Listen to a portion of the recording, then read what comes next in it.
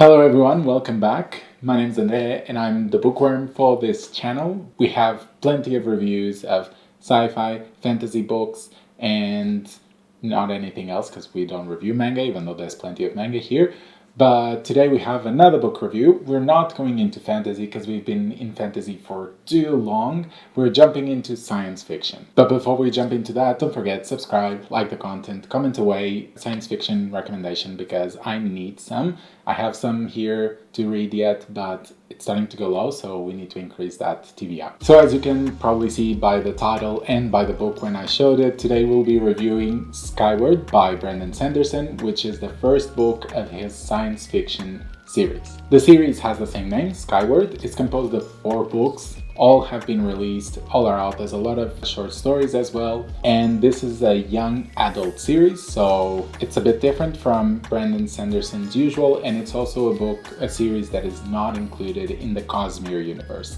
So you don't need to worry about all the other references that there might be, the Easter eggs, all of that. Never mind, this is a self-contained thing. You can just read it and enjoy it. On Goodreads, this book has been able to amass over 143,000 ratings, which, I mean, not surprising. It's Sanderson, one of the most famous fantasy authors in current times. And the score this book has is a 4.48 out of 5, which is so close to 4.5, and it's an amazing score, especially with so many reviews. So I was definitely curious to read this book when I realized all of this, and I also heard some good recommendations, so thought it was a good time to try it. Now, before we jump into the actual review, we're going to go through the synopsis. You know the drill. I'm going to read the synopsis, but if you don't want to hear anything because it might contain some spoilers, there's a timestamp floating around. You can just skip to that time and you won't hear anything and you'll jump right into the review of things, okay? I think I've given enough time. Let's go. Defeated, crushed, and driven almost to extinction, the remnants of the human race are trapped on a planet that is constantly attacked by mysterious alien starfighters. Spenza, a teenage girl living among them, longs to be a pilot.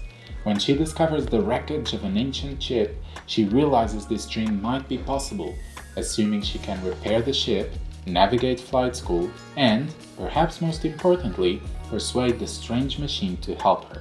Because this ship, uniquely, appears to have a soul. Alrighty, with the synopsis out of the way, and because this is the first book of a series, there are no scores to show, we can jump right into the review for the first category, which is plot. Initially, I gotta admit, I thought the plot was gonna be quite predictable, because in the end, this is a young adult series, so those tend to not be too complicated, depending on what range of the young adult we're aiming for. But I mean, I should have trusted Sando because he is always able to write plots in a way that gives some twists and turns that you're never expecting, and you are surprised no matter if you're a young adult, an adult, a child. No, because you wouldn't read these books if you were a child, but you get my drill. Of course, there are still some predictable parts. It's not all of it completely surprising. Then besides, we go through some very tropey tropes. But that doesn't mean it's bad, because if it's well written and if it gives a slight spin on the trope, then you can still enjoy it as something new. Because I mean, throughout the whole book, I enjoy reading the underdog rises to success type of trope, or the enemies to friends kind of trope.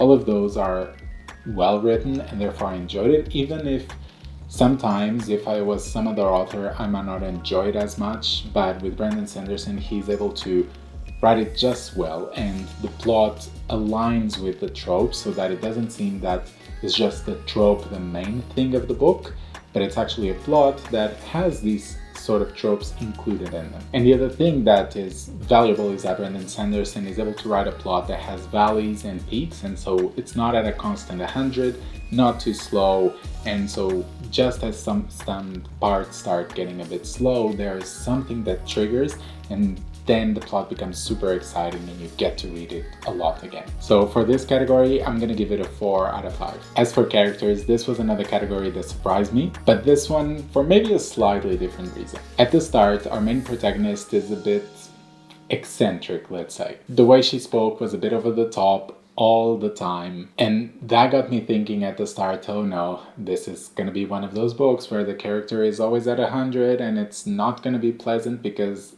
after 50 pages, it's gonna get tiring, and from that point onwards it's just going to get annoying. But then it wasn't. And I think this is because we see such a tremendous growth in this character, in Spencer, especially considering that this is on one single book that I've read, and I've seen a lot of growth out of it. And it was all very well done, and all of it while the plot was moving forward. It was almost like they were moving together, as it should be in a really good book. The plot moves with the character development, and they kind of interact with each other to make each other better. And I can forget to remember all the other side characters that felt really fleshed out. They all have their unique personalities with desires and aspirations and fears, and so they all felt very real. And when things happen to them, which I'm not going to say what because spoilers, but a lot of things happen to these side characters, and you always feel the pressure, the sadness, the happiness, all of it with them, which shows that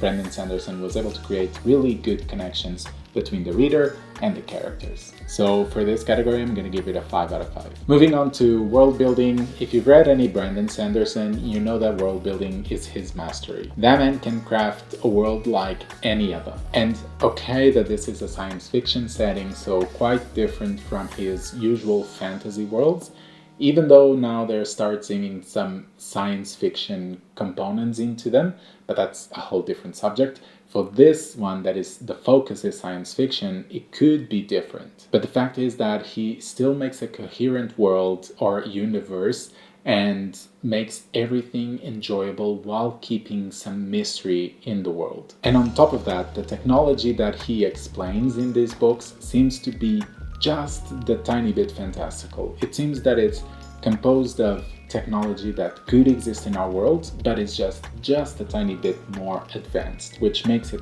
very realistic. From the spacecrafts to the technology in the cities underground to the world itself, I think Brandon Sanderson doesn't disappoint. And one thing that Brandon Sanderson does perfectly is to incorporate the culture of the peoples into the world. So the world shapes the culture, which is how it should be, and you see this very well in Robert Jordan's Wheel of Time, but Brandon Sanderson does it just as well, making sure that the culture has context of the world. So for this category, it's definitely a 5 out of 5. Now for writing style. As I mentioned with the character category, I was a bit afraid at the start, especially because of how the characters were going to be characterized. But soon my fear disappeared. Brandon takes us on a journey of discovery and growth, and it's a very smooth journey. And I was so surprised with some of the themes in this book. I was not expecting at all to read these kind of themes in a young adult book, but I'm glad that I did, and I'm glad it was explained in this way, because it's good that kids or young adults have exposure to these type of themes as well. Because I mean, one of the big themes about this book, and this might be a bit of a spoiler, so you might want to skip half a minute to a minute, but having themes such as grief and death are quite important. And I think especially at this stage of young adults, for them to read these themes might be especially important, because it might be the first time that they're facing themes like that, and they might not be able to understand how to deal with them, and by reading this type of books, it might help them achieve that. And as for the prose itself, it's Brandon Sanderson, not too flowery, quite direct. The action, it's good, it leaves you at the edge of your seat, wanting to read just one more page. So it's the classic Sanderson. And because of that, for this category, I'm gonna give it a 5 out of 5. Now our last category, which is enjoyment. Like I said plenty of times now, I was not expecting to like this book as much as I did. Especially at the start of it all, with Spin being so extra. She was being crap. But as I kept reading, my enjoyment kept growing, and by the last third, I was just glued to the book, wanting to finish it as fast as possible. And that climax was just astounding. It was so good, and I could totally see this book being adapted to a movie or maybe a TV show, whatever, but I think it would be done very well. Especially maybe Apple Plus, because they do very good sci-fi shows. It's just one of those books that you're excited to read. Filled with action and good themes all around, so I'm gonna give this category a 5 out of 5 as well. And this leads us to the end of our review, so just as a refresher, we have 4 for plot, 5 for characters, world building, writing style, and enjoyment, which gives us a final score of 4.8 out of 5. I know, just shy of 5, and that's because the plot felt just a tiny bit like there could be some things that were adjusted just to be a perfect 5. But it's very minimum. It's a 5 on Goodreads for me because there's no half stars or whatsoever. So as you can see, it's a perfect reading. And I'm very glad that I like, because I don't read young adult that much. So grabbing one and being so good as it was, I'm glad that I didn't waste my time. And like you can see, my score is even higher than Goodreads. So if you like usually how my reviews go, and if you think the same way, I think you're gonna enjoy this book. Otherwise, not sure if this will be for you, but you can always give it a try. I mean, I'm definitely recommending this book to a lot of people, including you, if you haven't read it, of course. But if you have, then tell me, comment down below, what do you think of this book? Are there other books similar that you think I should read? Let me know in the comments down below, and if you're new, don't forget, subscribe, like the content, and I'll be seeing you soon, okay? See ya!